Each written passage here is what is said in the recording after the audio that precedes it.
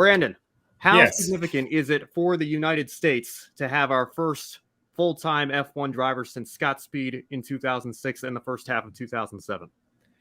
It's a pretty big deal as the token American here, as it were. That's not the host, I guess you could say.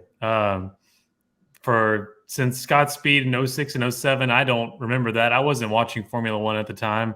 Certainly, I was just sticking with NASCAR as the dumb old Southern American. But now, here in 2022, we're about to have Logan Sargeant be the face of the United States on the world stage of motorsport. And it's a really big undertaking for the young man.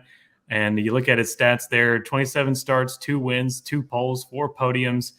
And now he's going to Williams, a legendary team in Formula One. And certainly not the fastest team, but hey, you get a spot on the grid, and that's more than some can say right now, as the availability of spots is just hasn't been there. And that's something we'll talk about a little bit later. But a lot of pressure I know has got to be on Logan, and especially with the news of Andretti Global coming here soon, maybe that'll help things out. But 3 spots for the United States on the ever increasing calendar. Now you have Las Vegas, Austin, and Miami.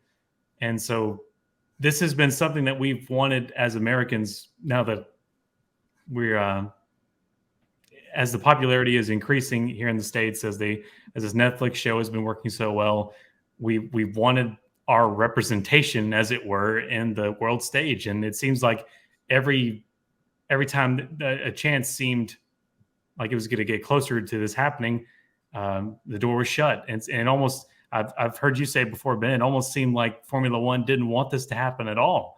They don't, for some reason, it seems as if they don't want an American driver. And so now finally, whether they wanted it or not, the puzzle pieces have fit correctly for Logan Sargeant. And it's going to be nice to see his maiden voyage in 2023, especially with 3 American dates on the calendar. Josh, you want to take that? I was just thinking as well, it's most important as well for the fact that for an American driver, you expect them to come in, especially this is from the Europeans' point of view. I was formulating my answer. From a European's point of view, you expect the American drivers to come in, there'll be a song and dance, and then they'll fade away. Happened with Scott Speed. I know Juan Pablo Montoya was Colombian, but he came in from IndyCar, shone to begin with, then faded away. Villeneuve shone to begin with, failed away as well. But with Logan Sargeant, as we've said many a time on this year in this program, he's done it the European way.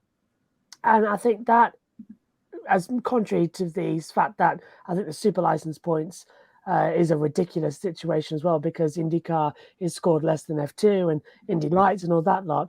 Logan's done it the smart way, came to Europe, ran the European way of getting into the FIA systems, was a rookie in the F2 this year.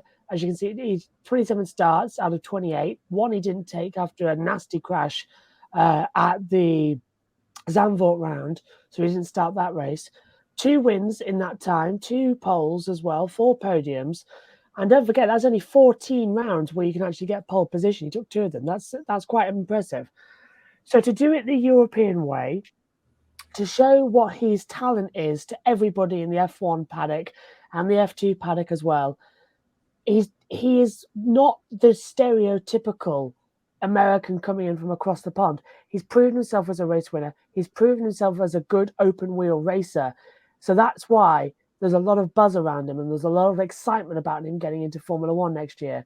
And I think Liberty did in a way want an American driver in, but they did also stop it. The same way Bernie stopped it. They didn't want an American coming in that was well established for racing IndyCar and being an IndyCar champion, and bring all the fans across thinking, oh, well, this is going to be it. Say Ryan Hunter-Reay in his prime as well came over. All the IndyCar fans would be thinking, oh, this is Ryan Hunter-Reay. He's a great driver. He's a race winner. He's a champion. Blah, blah, blah. He'll be right up there fighting with Hamilton, fighting with the time, what was it, Vettel and all that lot. But that wouldn't have happened because it's a different type of car to drive. So they were scared that they would get an American driver in, do so poorly that they would actually lose American interest in the sport. So that's why they've been clever with building it up with shows like Drive to Survive, building up 3 different Grand Prix, building up the hype. And now with 3 races next year, they've brought in an American talent that is adapted to this car quite quickly, adapted to the circuits incredibly well, and can actually be competitive. So it's sort of all come at the right time. And I think finally we're going to see an American for the first time in this generation do well. Not since, what was it, Mario Andretti as well, the Italian American. Have we really seen a driver that can come in and perform at a Formula level? So I'm very much looking forward to it. Hey everyone, I'm Ben Schneider. Thank you so much for watching. Before you go, make sure you subscribe to my YouTube channel for more Grid Network highlights and analysis. And for full episodes of Grid Live Encore and other Grid programming, subscribe directly to Grid Network.